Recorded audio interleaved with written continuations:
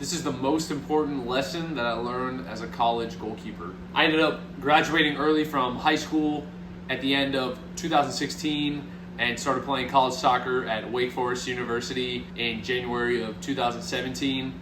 I was done playing academy soccer. I was done being in high school. I was ready for a challenge and ready for the next level. I also set the intention in my head to be the starter for Wake come the fall, come August of 2017. So I knew that getting to Wake in January would give me a pretty good chance of being able to do that. The situation I was also coming into was the guy who was starting was only a year older than me, and he had actually just played in the national championship with Wake that December. So I knew that if I was going to be the starter, then I had some work to do. I had my work cut out for me. And so I had almost set this intention when I got there in January that if I wasn't the starter in the fall, I was just going to be absolutely miserable. And so when I got there, I pretty much just trained and did school and worked out and just sat in my room and just in my head made sure I was doing every single thing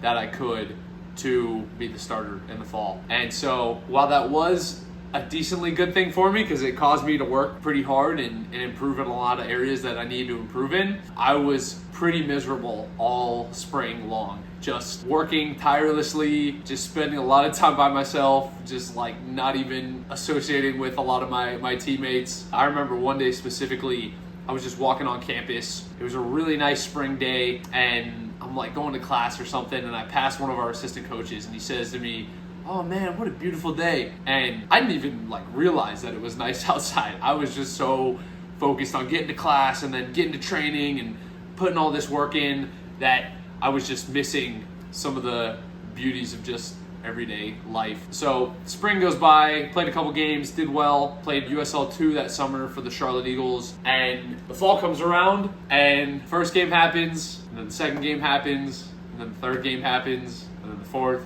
and the fifth, and I wasn't starting. But something funny happened because obviously I wanted to be the starter, but I was happy and I wasn't content with where I was at. Again, obviously I wanted to be the starting keeper, but I was a lot happier than I was in the spring.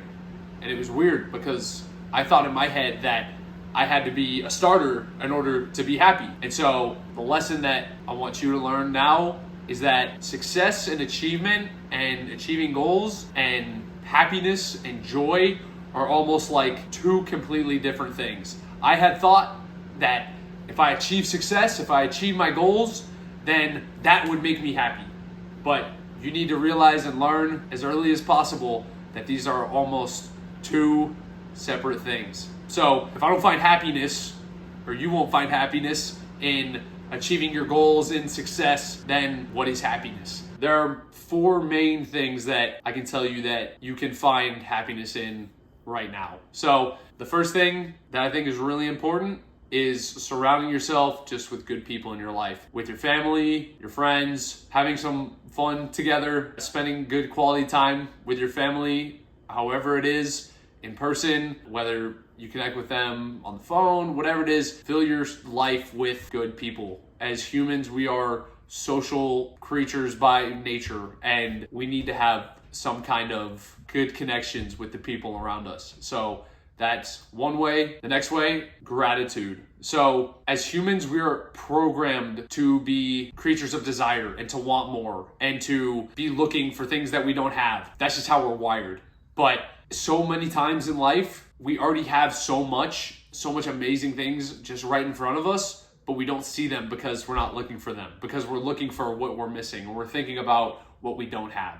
So several times a day, make sure you stop and create a sense of gratitude and look for the things that you currently have in your life that are already amazing things. The third thing, spend some time outside. I feel like just with how the world is become and all the technology that we have, and even after COVID of being told to stay inside so much, I think people have been spending a lot more time inside. And again, we are human beings, and our ancestors were outside all the time and just breathing in fresh air and breathing in the world and just soaking in the sunlight. And I think that there's just a part of us that really wants to be outside and really wants to connect with just the world and the earth and nature, and I don't want to sound all hippie, but I think when you find some time to go outside and just experience the world and God's gift, I think that brings a certain level of happiness to us as well. The fourth way, spend some time in solitude. Now, I know I just said spend time with friends and family, but I think there also is a really important piece of spending time alone. But what I want to define is the word solitude. What does that mean? So I think you might think that solitude is just spending time alone, completely alone.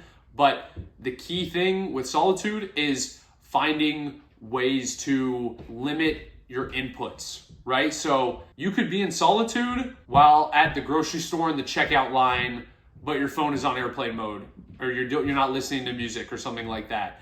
You could be completely alone, but soaking in all of this content off your phone, all the social media, and that's not what we're gonna define as solitude. So solitude is just gonna be spending time alone with zero inputs. So obviously you've probably seen all the studies that talk about how bad social media can be, and I'm not here to tell you all about that. I think that social media actually has a lot of really good benefits, like you watching a video like this and learning.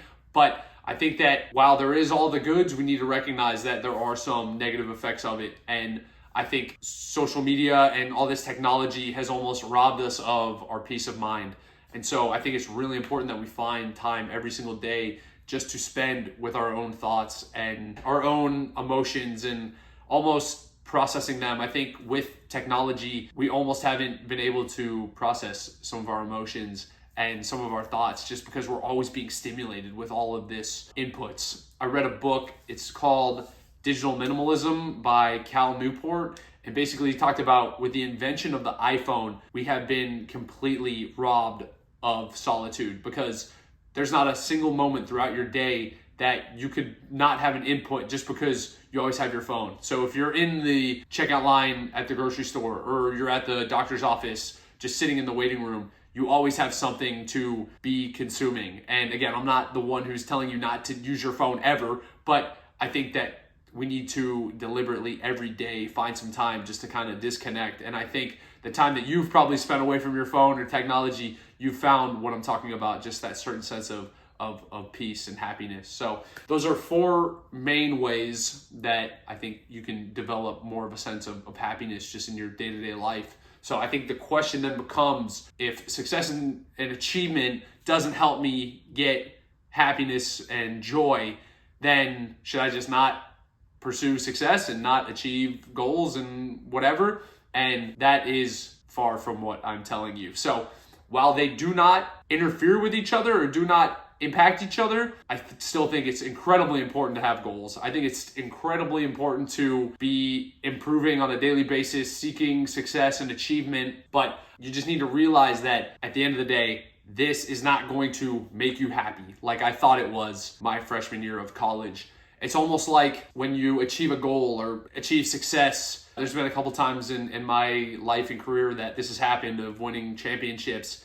It's almost like you achieve it and it's like a piece of candy to where it makes you feel really good for the moment, but then you almost lose that sense. You almost crash where you win the championship and that day, that night, it's amazing. The next day is really cool. But then the day after that, you're kind of just like, what's next? Go look for the next thing. And you've worked all season long to win that championship, and it only really feels great for 24 to 48 hours. And then you're already thinking about, okay, well, what's next? And I think that to sacrifice your happiness all year long just so you can achieve that just doesn't make any sense. So again, I think there's a quote that I love from the actor Terry Crews. He's like the Old Spice guy. He talks about, it's a quote I love. He said, "You should be happy, but dissatisfied." So again, finding that daily happiness in some of these things that we've talked about, but being dissatisfied, chasing your goals, looking for something more, but again, not finding happiness and fulfillment through these. So we kind of talked about some of the things we can find happiness in, but how can I deliberately create happiness? What are some practical steps? I'm a very practical guy, so I want to give you some practical advice. But the first way, going off the family and friends theme, every single day, find a way to connect with a family member or a friend. So that could be in person or maybe not, maybe something, phone call or Zoom call or whatever it is.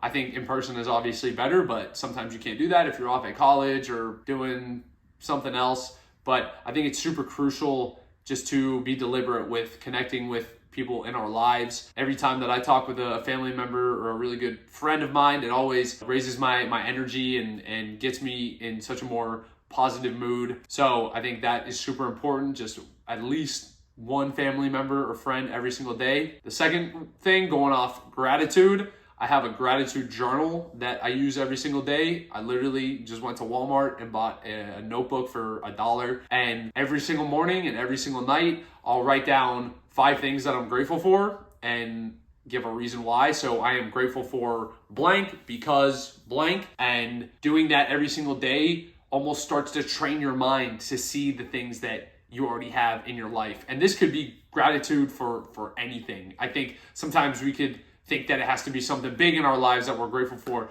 but I could almost say I'm grateful for my tripod because it's allowing me to make this video and communicate with you. So it's kind of a small thing, but at the end of the day, if I didn't have the tripod, I'd probably have to set up some weird situation to get the phone to record me. So I think we can find gratitude in just a lot of the small things on a daily basis. So go get you a notebook, use it as a gratitude journal, 5 things in the morning, 5 things at night. I think that's important, that time in and of itself, but then you're almost gonna see your brain just throughout the day being grateful and seeing gratitude just throughout a daily basis. The third way, spend some time outside in nature every single day. So obviously we do this in training, but I think it's really important just to make sure we're doing this. I think it's really cool whenever we can go out into like a forest or nature in that sense. There's an author I love, his name's Robin Sharma, and he talks about this concept of forest bathing, which is almost just like hiking. But I think whenever we can actually get into the forest or nature or something like that, you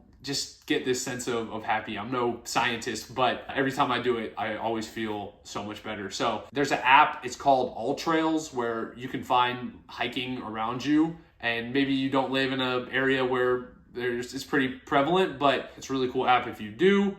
But just find some time to get outside and enjoy every single day. The fourth way, like I talked about before, deliberately make sure you spend time in solitude every single day. So I have a habit on my habit tracker, and it's called Stare at Your Wall and Think, and it's for 10 minutes every day. So I make sure no matter what my day looks like, no matter how crazy, no matter travel, game day, whatever it is, I make sure that every single day I put my phone on airplane mode and I spend some time with no inputs, just watching the thoughts of my mind, just focusing on breathing, and it always just kind of calms me down, brings me back to center, and can almost help me put things into perspective in my life. And I think it's super crucial that we just find this time of solitude every day. I think if you can take all 4 of those things and maybe combine some of those, so maybe spending some time outside with family is great. I think spending some time out in nature in solitude, so not even bringing your phone if you go for a hike, I think that is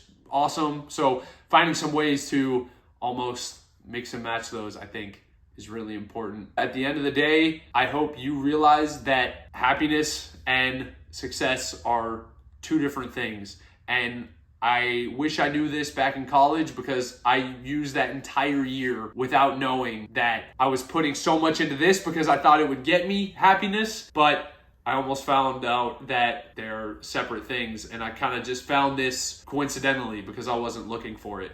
And I think the important part too is that no matter what your situation is and no matter what you're going through, you can find happiness today. And I know that might sound crazy because you might be in a situation that is less than ideal. You might be playing with a team that you don't like and you're the backup on the team, but you can still find happiness through that. College me, when I first got to college, freshman would have heard that sentence and thought that was absolutely crazy. But I think no matter what the situation is, we can almost always find happiness and joy on a daily basis. So I hope that you've learned something from this, and I hope that this can serve just as a guide for you going forward. And I hope you can just apply this lesson to your life right now. Start using some of these practical steps to develop some happiness and joy on a daily basis, but still be going after your goals. Trust me, I'm not telling you to waver from your goals at all. Actually, I would Set those goals, again, as high as possible. Be going after them, but realize that at the end of the day,